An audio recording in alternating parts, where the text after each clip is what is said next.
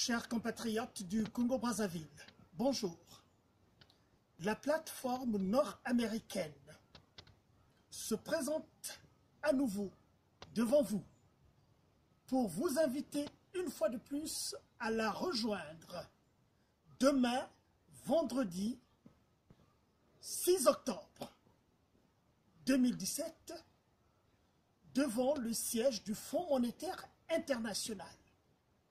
Nous sommes sans ignorer que la mission du Fonds monétaire international dépêchée à Brazzaville est rentrée à Washington. Et la plateforme nord-américaine, fidèle à sa tradition, vous dit qu'elle sera sur le terrain, une fois de plus pour battre le pavé de Washington et mettre une fois de plus en garde Madame Christine Lagarde et l'institution qu'elle coordonne de la gestion de la question congolaise. Vous connaissez tous le contexte du Congo-Brazzaville en ce moment.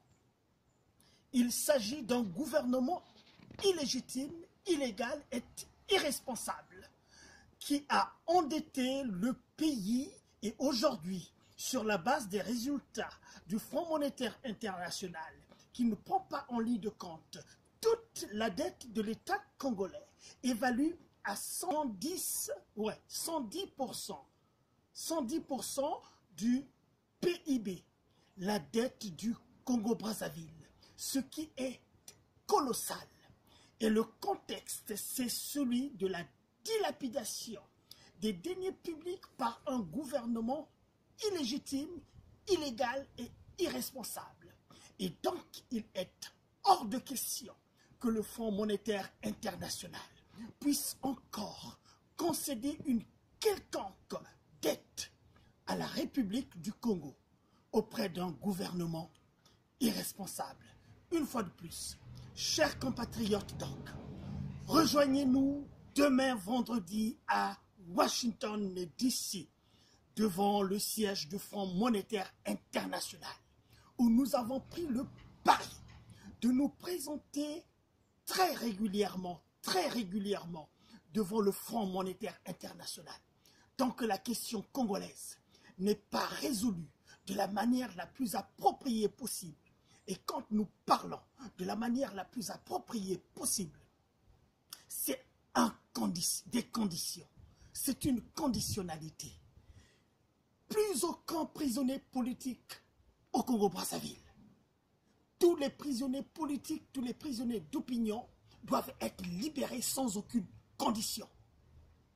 La deuxième condition,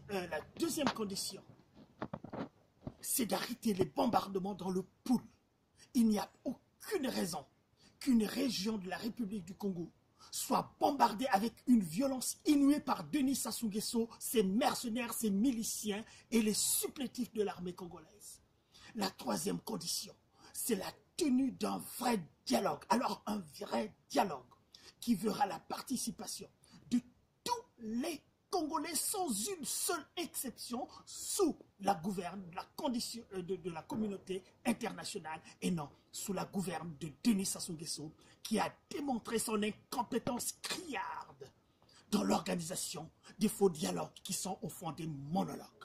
Alors, chers concitoyens, chers amis du Congo-Brazzaville, comprenez bien, très bien, la conjoncture ou le contexte dans lequel Sassou Nguesso a plongé le pays, a bombardé une région, la région du Poul, où Sassou Nguesso fonce, pieds et mains liés avec une violence incalculable sur les populations congolaises, où Sassou Nguesso se défonce alors avec une violence jouissive sur les Congolais. Alors tout ça, ça doit s'arrêter. Chers compatriotes du Congo-Brazzaville, les amis du Congo, les amis d'Afrique du Congo, rejoignez-nous demain vendredi à Washington. Nous allons battre le pavé devant le Fonds monétaire international qui vient de rentrer de Brazzaville. Et le Fonds monétaire international nous trouvera toujours et toujours devant elle tant que la situation du Congo-Brazzaville n'est pas réglée dans des conditions appropriées. Merci.